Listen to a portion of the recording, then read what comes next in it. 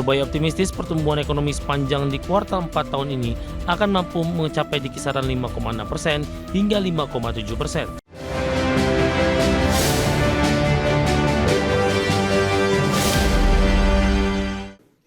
Dan selanjutnya mari kita coba simak beberapa sentimen yang berkembang yang berhasil dihimpun oleh tim redaksi kami dan diproyeksikan akan mempengaruhi pergerakan indeks harga saham gabungan, baik dari domestik maupun internasional, dan informasinya apa saja. Mari kita coba simak rangkuman berikut ini.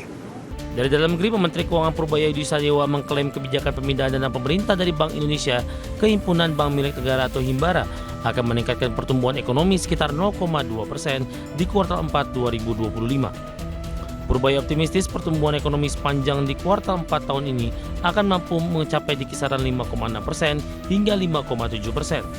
Hal ini juga akan didorong paket stimulus pemerintah, diantaranya pemberian diskon tarif tiket transportasi selama periode libur Natal 2025 dan Tahun Baru 2026, termasuk penambahan bantuan langsung tunai atau BLT. Dari berbagai sumber untuk Kadesnya.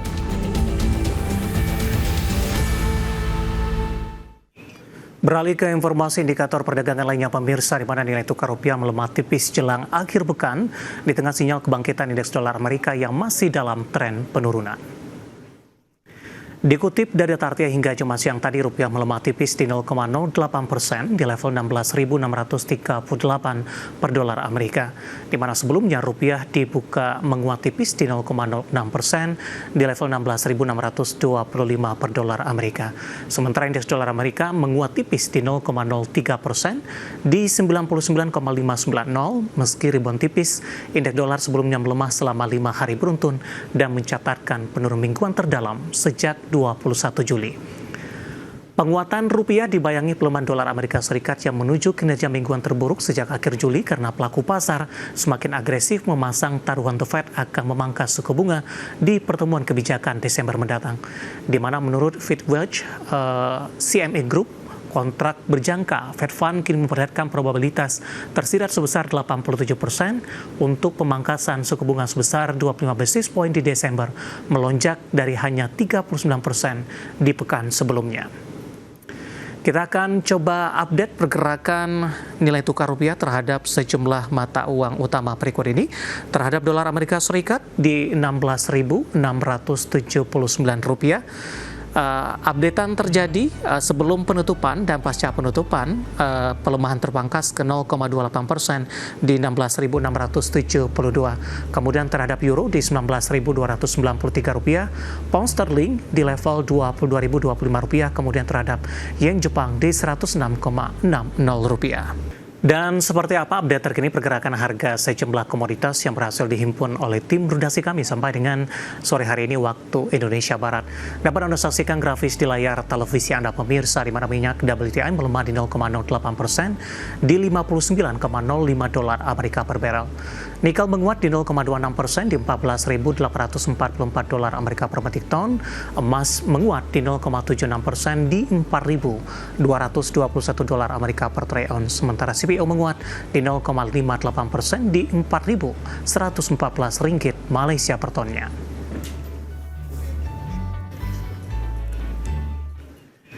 Topik pilihan dan juga informasi emiten pilihan akan kami hadirkan sesaat lagi. Kami akan segera kembali.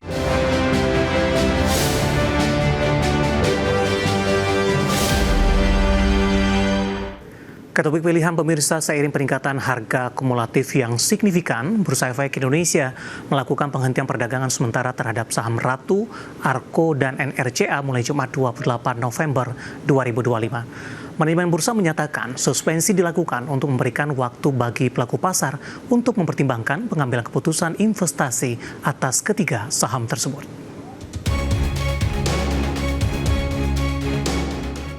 Bursa Efek Indonesia melakukan penghentian perdagangan sementara atau suspensi terhadap saham PT Raharja Energi Cepu Tbk atau Ratu, PT Arko Rahydro Tbk atau Arko, dan PT Nusa Raya Cipta Tbk atau NRCA mulai perdagangan Jumat 28 November 2025. Sebelum disuspensi, Ratu membukukan rally kuat dengan kenaikan 23,1% dalam sepekan, sedangkan dalam sebulan menguat 77,01%. Sementara sepanjang tahun terakhir meroket 954,35%. Selanjutnya saham NRCA naik 61,26% dalam sepekan, dalam sebulan menguat 157,55% dan secara tahunan mencatat rally 408,52%. Kemudian Arko melambung 76,69% dalam sepekan, dalam sebulan melesat 246,86% dan dalam setahun terakhir menguat 410,87%. Kepala Divisi Pengawasan Transaksi Bursa Efek Indonesia Yulianto Aji Sadono dan Kepala Divisi Pengaturan dan Operasional Perdagangan Bursa Efek Indonesia Pandamada Kusuma Ari mengatakan, suspensi dilakukan seiring dengan terjadinya peningkatan harga kumulatif yang signifikan. Bursa mengimbau kepada pihak-pihak yang berkepentingan untuk selalu memperhatikan keterbukaan informasi yang disampaikan oleh perseroan. Adapun penghentian sementara perdagangan saham Ratu, Arko, dan NRCA dilakukan di pasar reguler dan pasar tunai. Tujuannya ialah memberikan waktu yang memadai bagi pelaku pasar untuk mempertimbangkan secara matang dalam setiap pengambilan keputusan investasinya atas ketiga saham tersebut. Adapun Ratu dikenai suspensi 1 hari dan akan kembali diperdagangkan normal pada sesi berikutnya. Sementara itu NRCA dan Arko memasuki suspensi kedua, sehingga keduanya berpotensi masuk daftar efek dalam pemantauan khusus kategori 10, yakni saham yang terkena penghentian perdagangan lebih dari 1 hari. Berbagai sumber IDX Channel.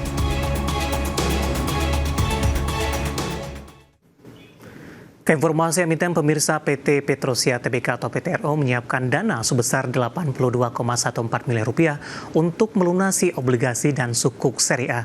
Dana yang disediakan untuk melunasi kedua instrumen yang akan jatuh tempo di tanggal 20 Desember 2025. Dikutip dari keterbukaan informasi Bursa Efek Indonesia, manajemen PT Petrosi Tbk menyiapkan dana untuk pelunasan pokok dan bunga dari obligasi berkelanjutan 1 Petrosi tahap 1 tahun 2024 seri A. Selain itu, perseroan juga akan melakukan pelunasan pokok dan imbalan ijarah dari sukuk ijarah berkelanjutan 1 Petrosi tahap 1 tahun 2024 seri A. Perseroan menginformasikan dana yang disediakan untuk melunasi kedua instrumen yang akan jatuh tempo tanggal 20 Desember 2025 totalnya mencapai Rp82,145 miliar sudah termasuk imbalan ijarah. Adapun rincian nilai utang obligasi dan sukuk diantaranya obligasi berkelanjutan 1 Petrosi tahap 1 tahun 2024 seri A sebesar Rp47 miliar dengan tingkat bunga sebesar 6,5%. Kemudian sukuk ijarah berkelanjutan 1 Petrosi tahap 1 tahun 2024 seri A sebesar Rp33 miliar dengan imbalan ijarah sebesar Rp2,14 miliar.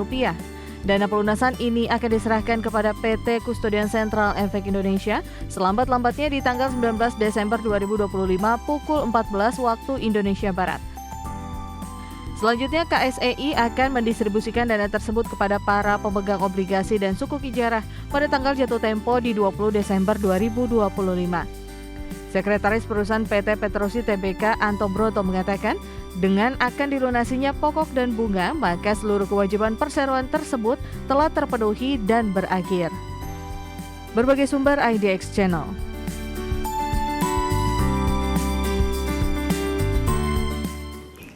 Dan secara teknikal pemirsa, di sepanjang perdagangan hari ini saham PTRO lebih cenderung tertekan, terutama di sesi pertama pada pagi tadi. Namun di beberapa menit jelang penutupan perdagangan di sesi kedua, saham PTRO bangkit memangkas dari sisi pelemahan, bahkan sempat bergerak di zona hijau meskipun bergerak flat sampai sejauh ini. Langsung saja kita ke grafis yang pertama, pemirsa, kita akan coba lihat pergerakan saham PTRO di sepanjang perdagangan hari ini.